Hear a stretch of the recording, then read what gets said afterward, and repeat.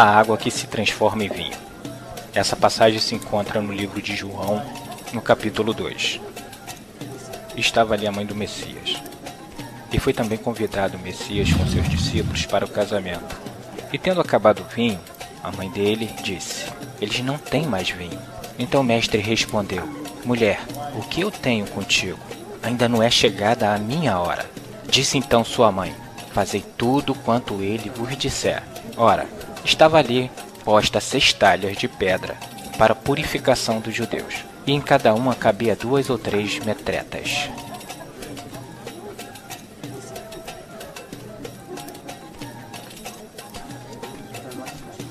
Ordenou o mestre e disse: enchei de água essas talhas, e enche até em cima.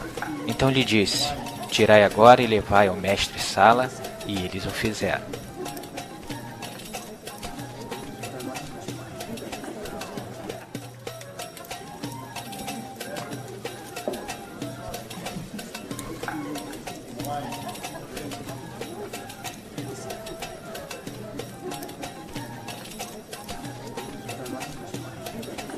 Quando o mestre-sala provou a água, que tinha se tornado em vinho, não sabendo de onde ela era, se bem que o sabiam os serventes que tinham tirado a água, chamou o mestre-sala ao noivo e disse: todo homem põe primeiro o vinho bom, e quando já tem bebido bem o inferior, mas tu guardaste até agora o bom vinho.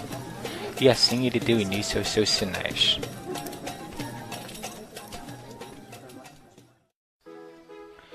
Para compreender o que ele fala, pois ele diz tudo em parábolas, vamos ver as peças desse quebra-cabeça, que são essas: a água, as 6 talhas de pedra para a purificação dos judeus, que tinham que estar completas até em cima, e o vinho.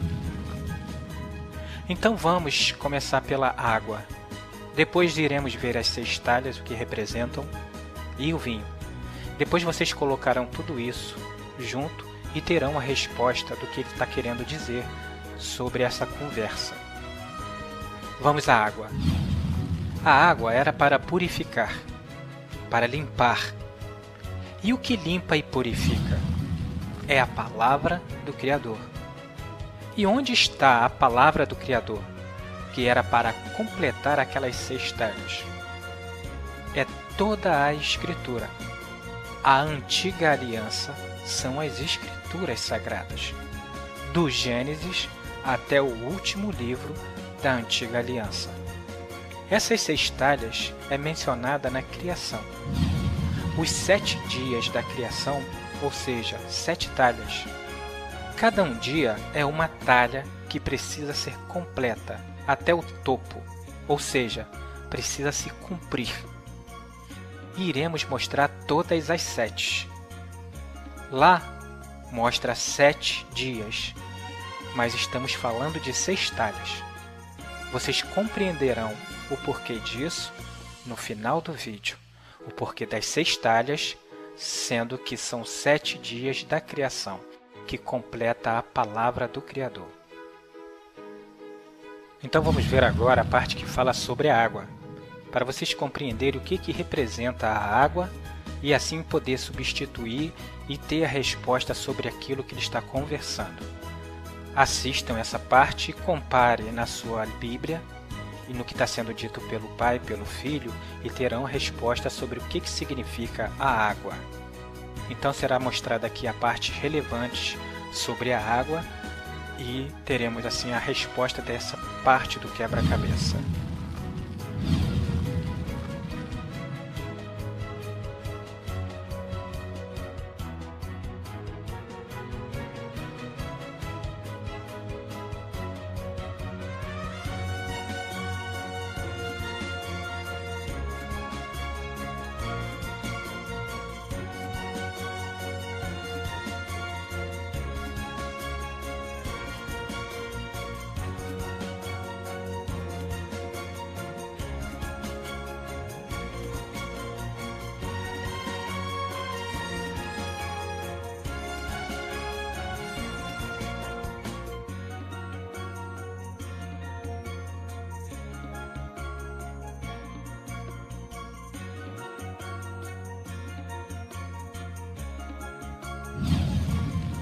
Muito bem.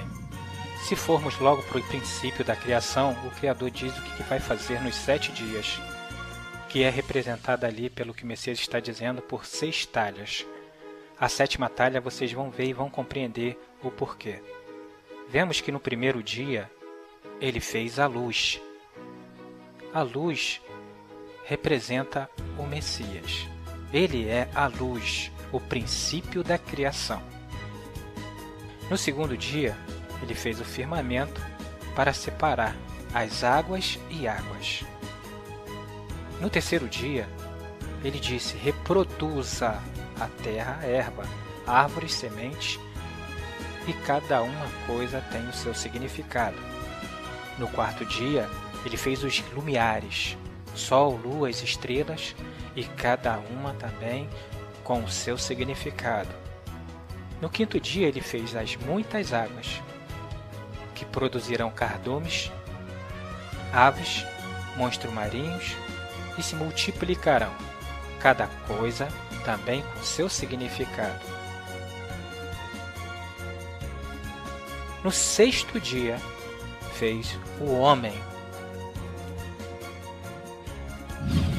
No sétimo dia, ele repousou de tudo o que tinha feito.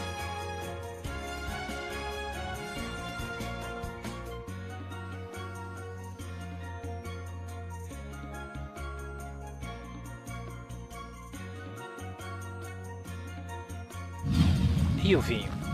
O que significa o vinho? O vinho representa a morte dele. Então nós temos aqui aonde entra a 7ª talha. A 7ª talha é o próprio Messias, aonde ele traz a palavra do Pai, onde o Pai repousa sobre ele e ele consuma toda a obra do seu Pai.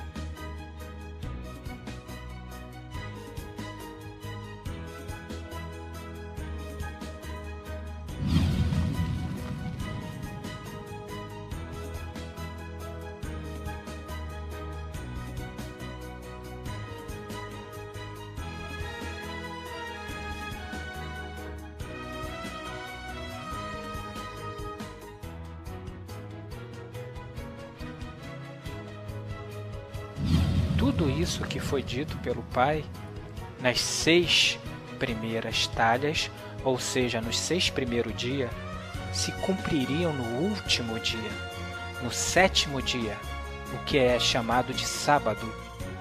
Então muitas pessoas não compreendem a parte que se diz sábado no 4º mandamento, pois só veem a palavra sábado, mas não veem 7º dia, não veem último dia e não veem o dia do Criador.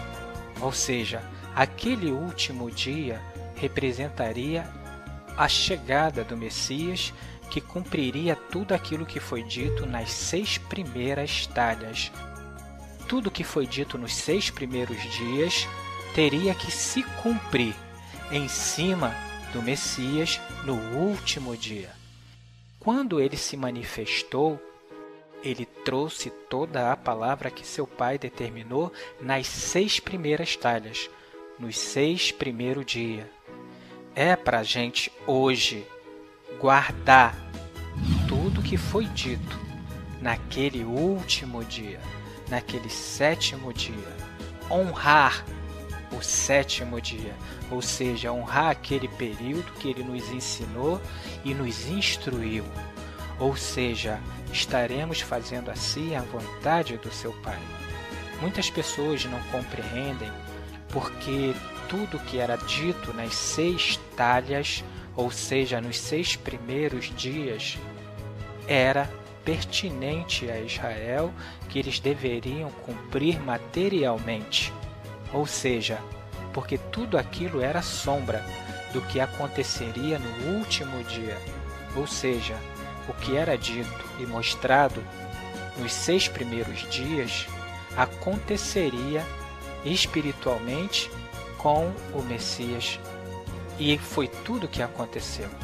Então, se do primeiro até o 6º dia era dito que havia um cordeiro que morrer pelo pecado dos homens, então aconteceu no sétimo dia.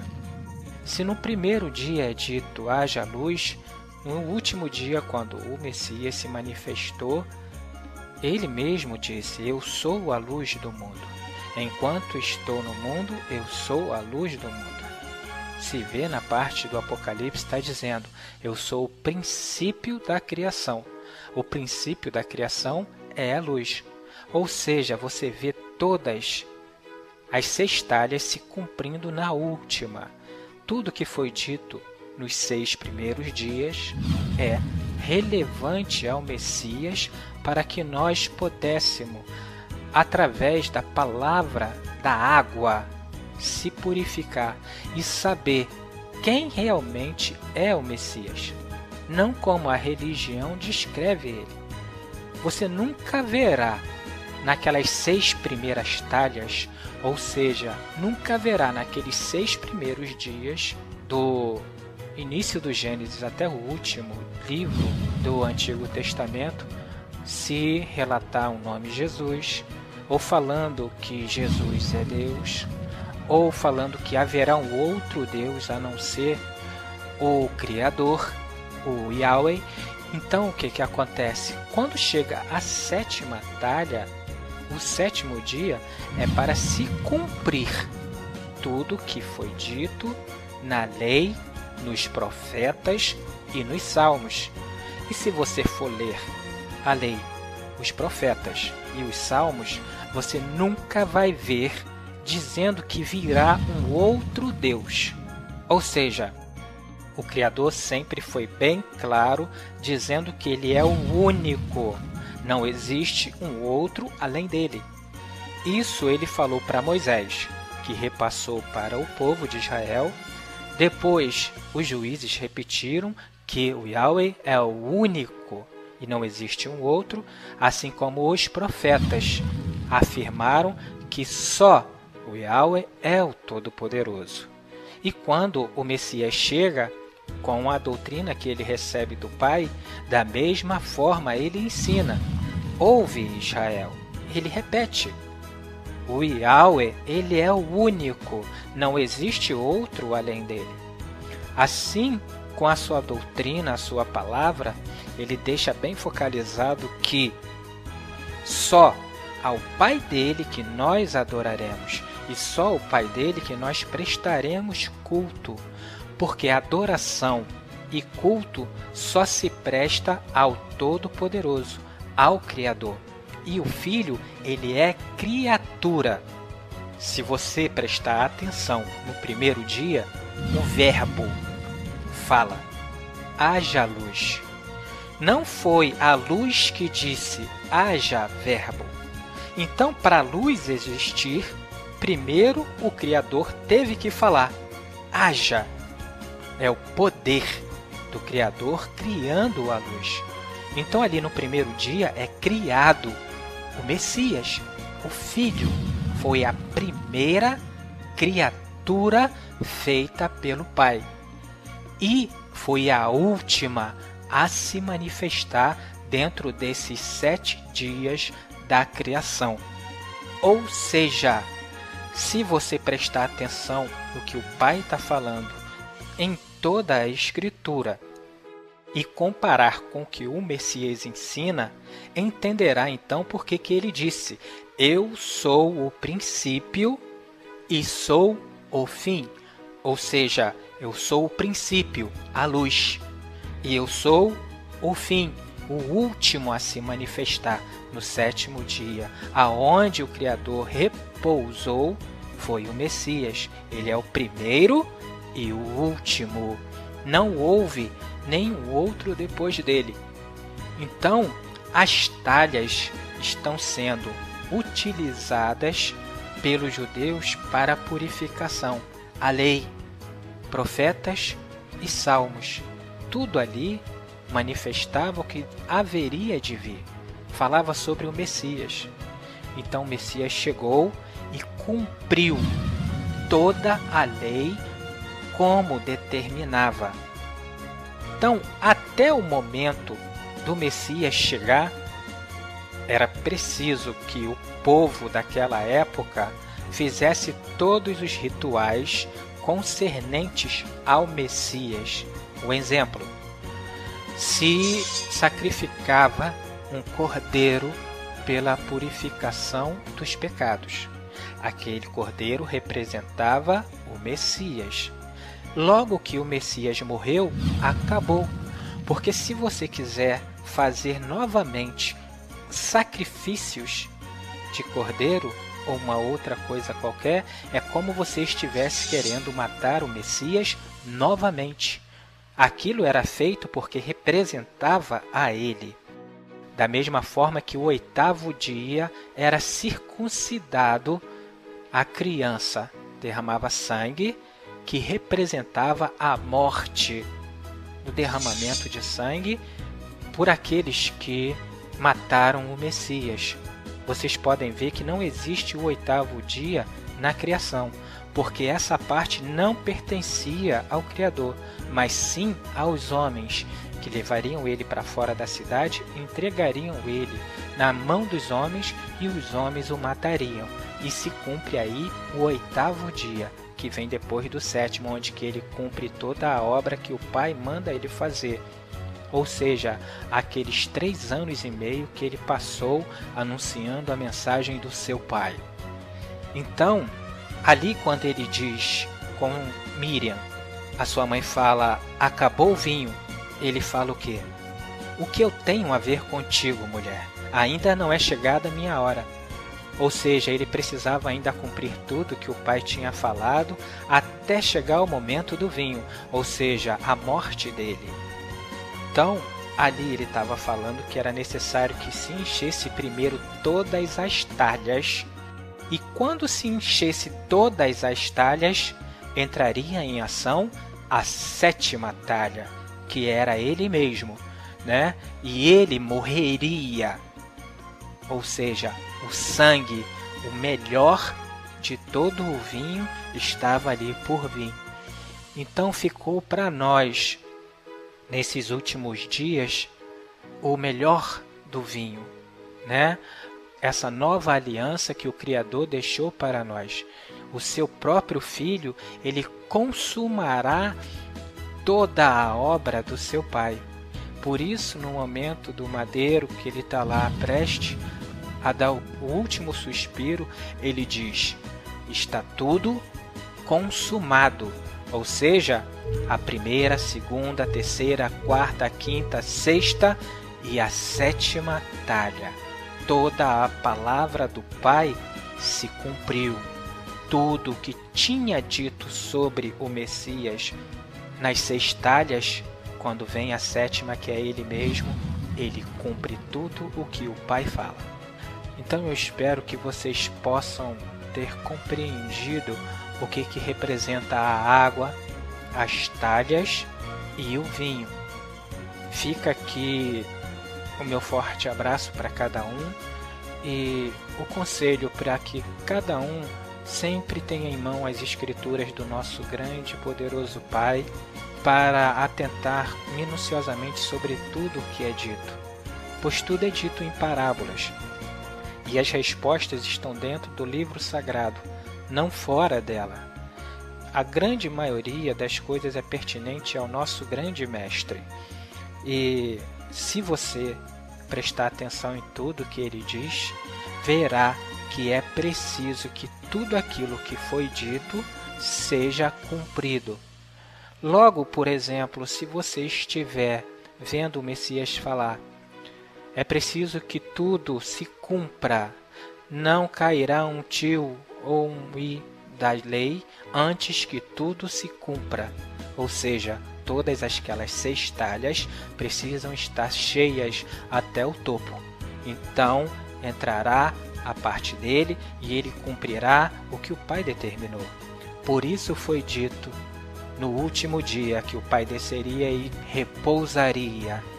E foi o que aconteceu, como se diz aqui pelo Messias.